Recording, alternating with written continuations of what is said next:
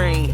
Welcome into his frequency. Enter at your own risk. Come be at peace with me. Ask the Paul, where we rise and don't fall. Welcome back to another episode of Baxter's Buzz. I am your host, Baxter E. Hall. Welcome to my brain. Welcome to my frequency. Enter at your own risk. Today, I have a special guest with me. She is the Director of Detroit for Venture for America, also known as VFA, Hilary Ferencak. Yes. Welcome to Baxter's Buzz. It's so good to have you on. Thank you so much. It's an honor and pleasure to be with you. Thanks for having me.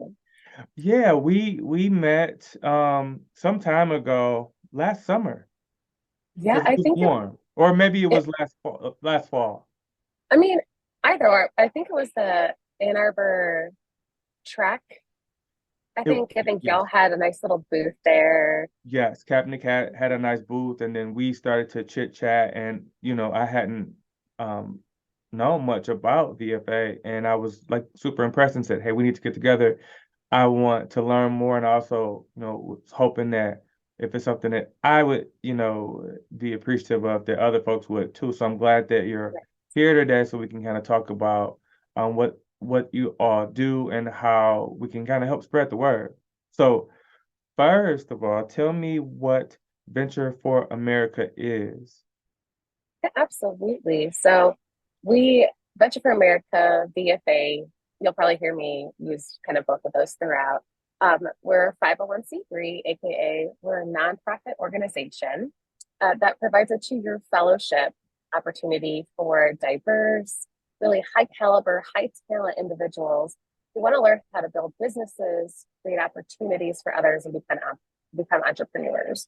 So essentially, what that looks like is we kind of recruit from our regional universities and universities across the country, train those top college grads, send them off to startups so they can kind of learn what it's like to build a company, grow it, do all of those fun things, right? So that, by the time that they leave our fellowship or graduate out, or even during that time, they themselves start their own companies and or continue to become those startup leaders here in our different cities. And so, of course, during those 2 years that they're with the startups and with us, they help to build and support those companies out. And then again, continuing to launch their careers as entrepreneurs and startup leaders. Very cool. Very, very, very Yeah. cool. So, you're recruiting these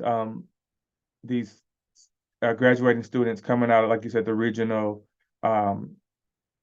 universities. So the director of Detroit specifically, kind of where are you looking at talent?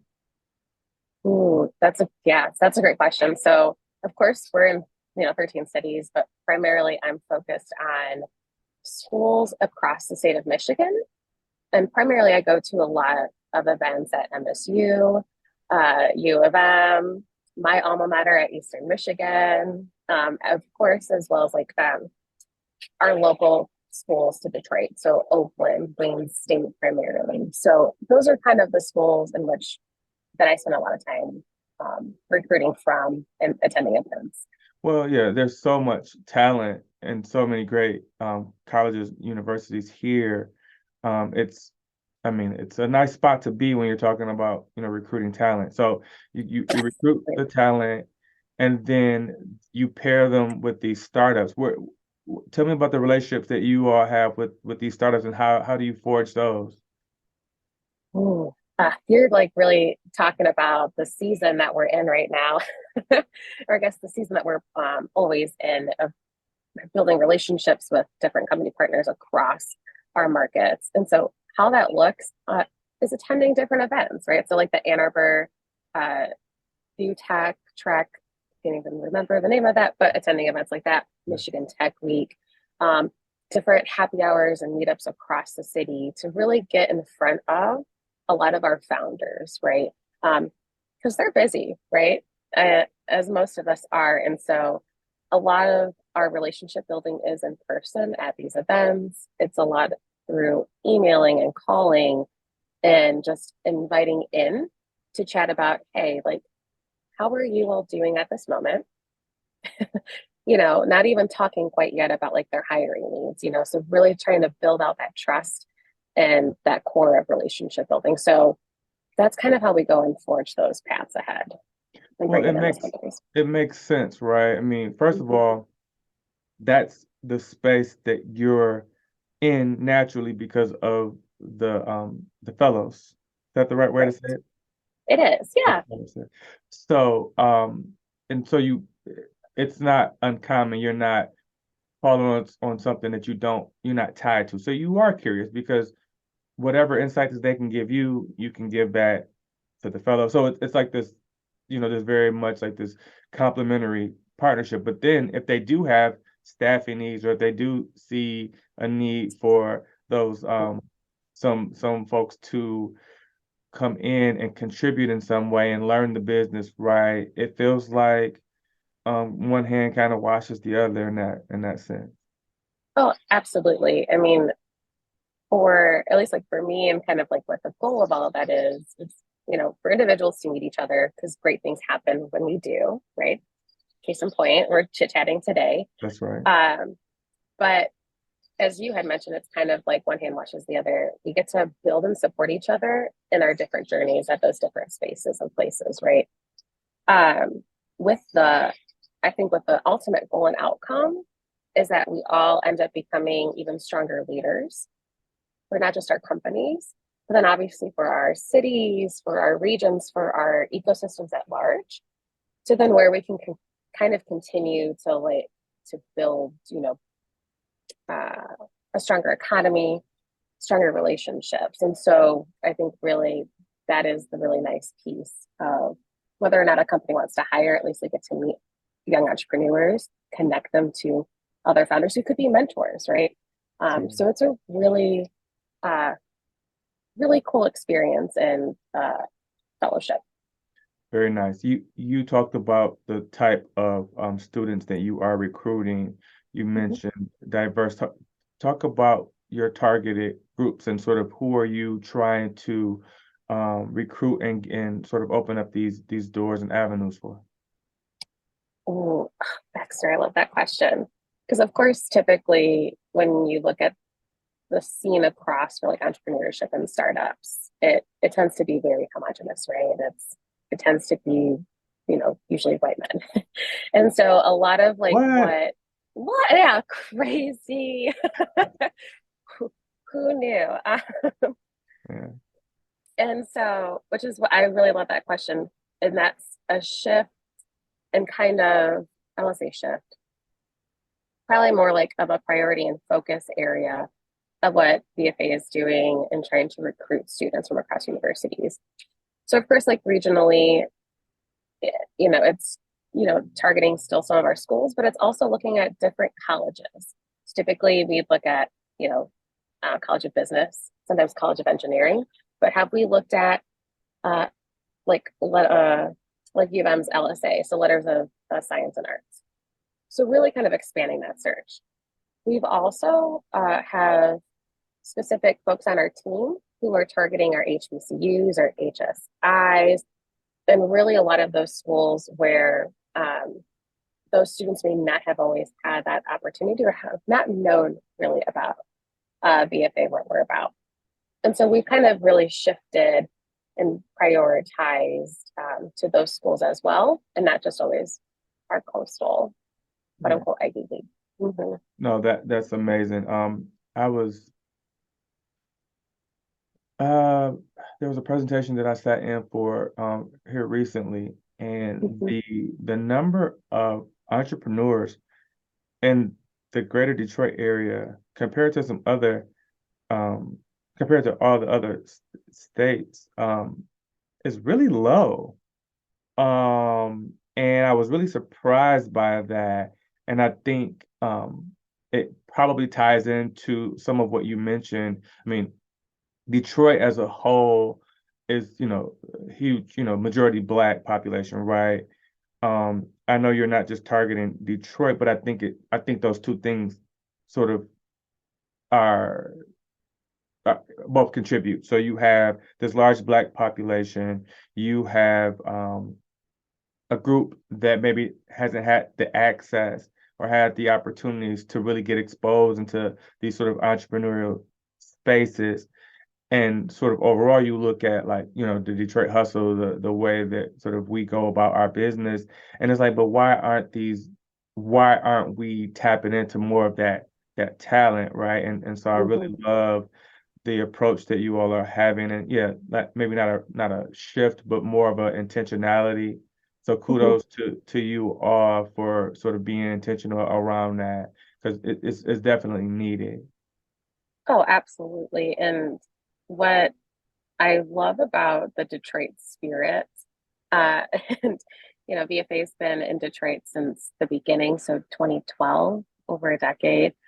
And we, I think that intentionality is to always make sure that not only do our fellows reflect the cities in which like they're going to, but then also the companies that we're bringing, that we're looking to source to hire our fellows, right? And so that means ensuring that we are chatting with a lot of our Black entrepreneurs and a lot of our Black founders, to make sure that even if, again, if they can't hire, that's okay. Who else can we connect you to? Like, what else does that access look like? And vice versa. Like, who are we not talking to that we should? Yeah. That's what I really loved about the Detroit spirit, and just the fellows who are interested in Detroit and those who are from here who want to stay, because there's a lot going on um, in the city and the region. They want to be involved with that, but then others who are like, that seems like a really great opportunity. Like, how can I be a part of that? Yeah, yeah. So speaking of, I mean, I know that talk about your evolution and your experience and kind of what led you to BFA, if you will. I mean, this is not a new space for you. Well, I mean, in some ways it is. Like my whole career, or my professional life was just so interesting to say at 32 to be like my professional life so far. Um, it's wild to say out loud, but has always been a nonprofit. Like I've always worked for nonprofits, and so again, continuing to work in a nonprofit, that's a very familiar space.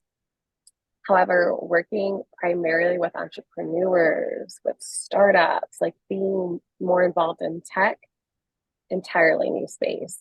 Um, so yeah, like the trajectory, went to school at Eastern, studied psych, thought I really wanted to be a clinical psychologist, which still could be a thing, but um, I, made a pivot to then go on to get my master's of international development, because my goal at the end of the day is to really do a lot of this good work across the globe. Um, and so how that looked once I graduated was I stayed in Pittsburgh, which is where I got my master's, and I worked for a small nonprofit that supported other nonprofits. Right, the buzzwords capacity building, it's strengthening those other nonprofits. So again, my whole career so far, nonprofits. And it wasn't until towards the end where I actually started to get more involved in kind of more collaborative work with nonprofits and government agencies and nonprofits and for profits, and started going to attend a lot more tech events and entrepreneurial uh, type happy hours. And I was like, oh, this is a really cool space. I had never considered this piece of different stakeholders, right? That can really support and lift up and kind of build communities. No, I And mean, so, oh yeah, oh, go ahead. I'm sorry. no, you go. I Sometimes I'm was like, just oh, that's a conversation. Let's no, I remember was that just gonna now. say like I get so inspired by entrepreneurs or just the people, folks with this entrepreneurial spirit. It really kind of fuels me, and I can I can imagine like being very like feeling very invested in those folks, and Mhm. the passion that they have when they describe these ventures, right, and what they plan on doing and how they plan on impacting the community and the world even, and help, and just, helping them to see that vision out. I'm sure it's like very, very inspiring. Oh, it is. I mean, it's you're right. It's the fuel, right? It's what keeps, it's what wakes me up in the morning. Sometimes it's what keeps me up at night thinking about, right? And that's really what I've loved over the years. And thank you for saying that out loud, is, being inspired and then finding ways in which to support those dreams, or those, whether it's a nonprofit or a startup, really supporting them in that journey so that they can do that even better. Give, what's that financial capital look like? Who else should be invested? So that's where I get a lot of like joy from. I think similarly, right? Yeah, I love And yeah, I mean, what I've really enjoyed and loved about being at VFA, I have to say I didn't feel this previously at other companies, but I think like working primarily with younger individuals who are just like coming up with the most amazing ideas, who are seeing things that like I had never seen before, had never thought to piece together. And you're right, to see the joy in their eyes, to see that passion, that fire, it's infectious. Yeah. And it's what I've really loved and enjoyed. Plus, they've also taught me how to chill out a little bit. So who doesn't love that piece? Working with young individuals. Yeah. I was at an event yesterday, and we were talking about just talent and sort of trends, and as it relates to not just HR, but just dealing with the 5 generations sometimes that are in workplaces. And of course there was a conversation around Gen Z, and someone said they don't have the values that we had growing up, and this or that, and I said, yeah, they don't have the same value. They have values, they just have different ones, right? And there's so much that we can learn from them if we take the time to listen. Oh, sorry, I have to like snap that one. Listening is a huge piece of it. I also feel making sure they have access and opportunity to showcase some of those values, or showcase, what they're thinking of how we might improve different things. Obviously they get like, it's not gonna be able to like change the full structure of something, but like, what are those little steps in which to show their leadership, to showcase how their values do align, is super important. And I mean, I find great value in that kind of like 5-generation kind of company, right? Where we all get to learn and work from each other.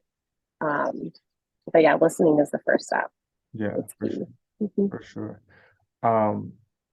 So we're recording in June. This will be out in June, but July, there's a number of things that are coming down the pike for you, especially some live workshops and events right around VFA. So like, talk about what's coming and what you're gearing up for in July. What are we not gearing up for in July? That's I think usually the better way to phrase it. I'm just kidding. So coming up in July, VFA, like here in Detroit, we're going to be hosting hundreds of our incoming fellows, returning fellows for their year 2 over the course of 2 weeks for various programming. So at the last 2 weeks of July, we're hosting for our year 2 fellows what we call Redux. And essentially, Redux is a professional development program for fellows at the 1-mark year of their VFA fellowship. That is also like meant to kind of help continue to grow them into the startup leaders that they are, aspiring to be and have also achieved. It's like one of those things like they are leaders, but how do we continue to like nurture and support that? So that's Redux. Within that, we also have what's called Side Project-a-thon, or SPAT. Um, the best way to look at that is it's a kind of like 36-hour intensive hackathon where our fellows work in teams on a business idea or a side project and then pitch it to their cohort and then a room of judges as well. Very cool. So, right, yeah, we've had a lot of different fellows uh, who have brought their ideas to SPAT, who have pitched, and then later on have continued to work on that and have started companies based off of that, have gotten into our accelerator, have become what we would call our fellow founded companies, or FFCs.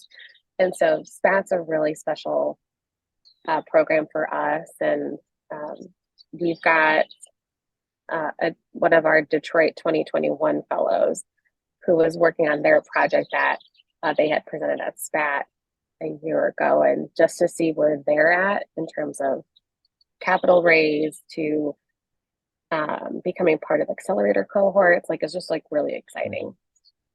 Yeah. And then yeah. Go ahead. No. I was just say, like, I saw a little like spark, a little light bulb. I'm listening. Go ahead. Finish that thought, and then talk about the other couple of things that you have. Oh yeah. We have what's called Rise Retreat, which is essentially VFA has what we call Rise groups that exist to like empower, provide opportunities, and create this like formal community space for fellows and alum that who identify with groups that are typically and historically unrepresented in entrepreneurial and in innovative communities.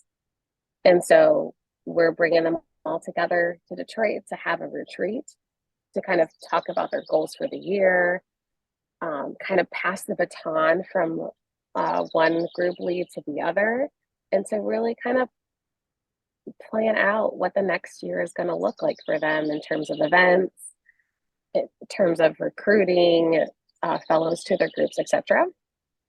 But then the biggest program that we have coming to Detroit is called Trading Camp, and that's where our newest class for 2023 gets to come to Detroit, and essentially it's our summer boot camp, community building and entrepreneurial training for, again, the newest class of fellows coming in.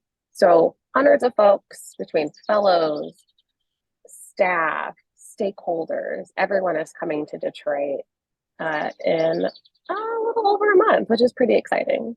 So yeah, you have programming for incoming, for folks at the halfway mark. You have folks that are completing their fellowship. What do you call them once they're completed their fellowship?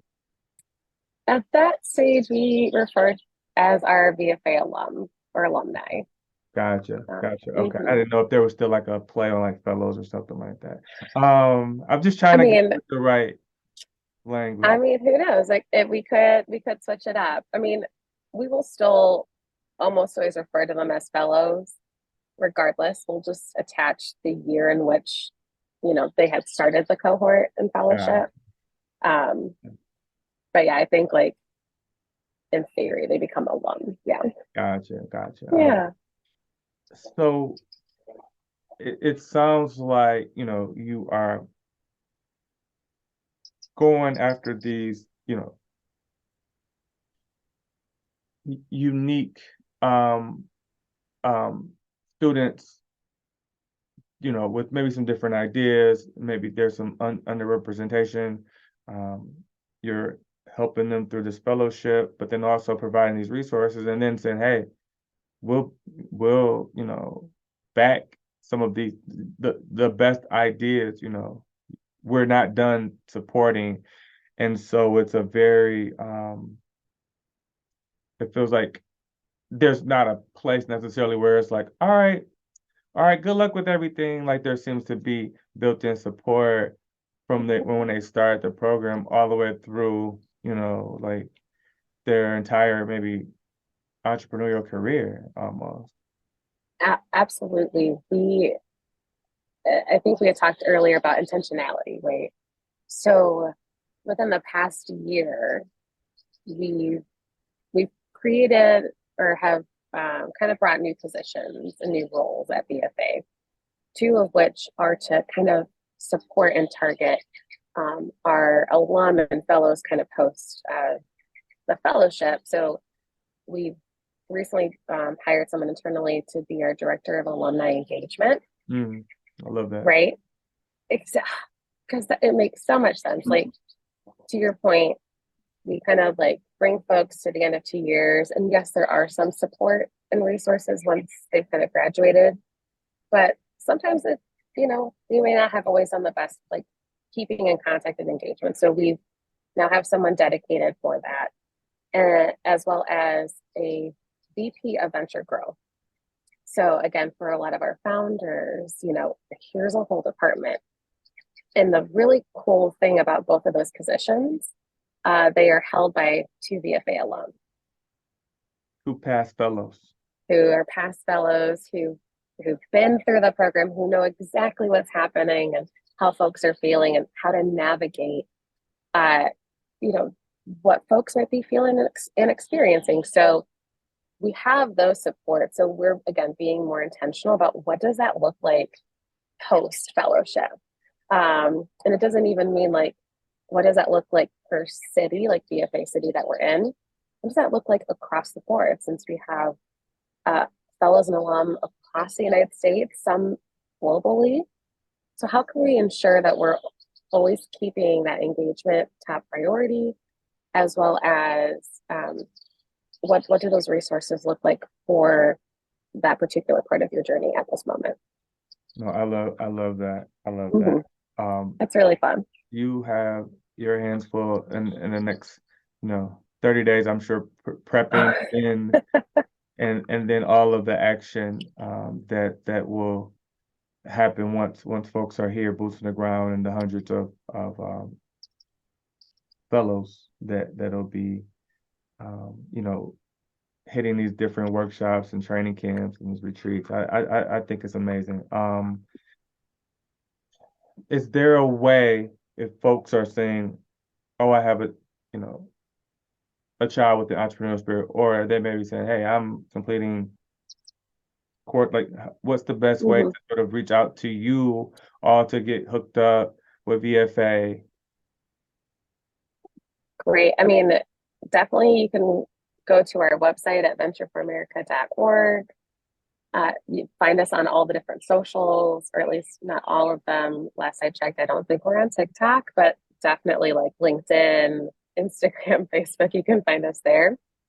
But I'm also more than happy to connect with folks. I'll make sure that my information is provided, and like LinkedIn, sort of hyperlinks and email. Like, I'm happy to talk to folks and kind of direct them to like whether it's our application or to become a fellow, or whether it's to maybe hire, or you want to get more involved in being a mentor, or of other places that we should be, and like, let's connect and chat. I love that. Yeah. She is the director of Detroit for Venture for America. And even though she didn't realize it, she's been doing some similar work this whole time. I'm going to argue that, but we'll talk about that offline. Yeah. Hilary Ferencak, thank you for joining Baxter's Buzz. To everyone that may be listening or watching this, please continue to engage with the content. If there's, love to hear feedback from you all. I just want to let everyone know that you are all capable. You just need to embrace your own frequency. So on behalf of Hilary, I am Baxter E. Hall. And until next time, peace.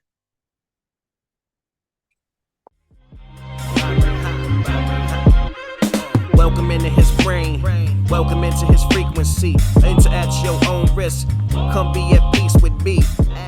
Thank you so much for watching this video. If you haven't already, please hit the like button Please subscribe, share, and also hit that notification button as well. Thank you so much. Financial literacy to authentic black history.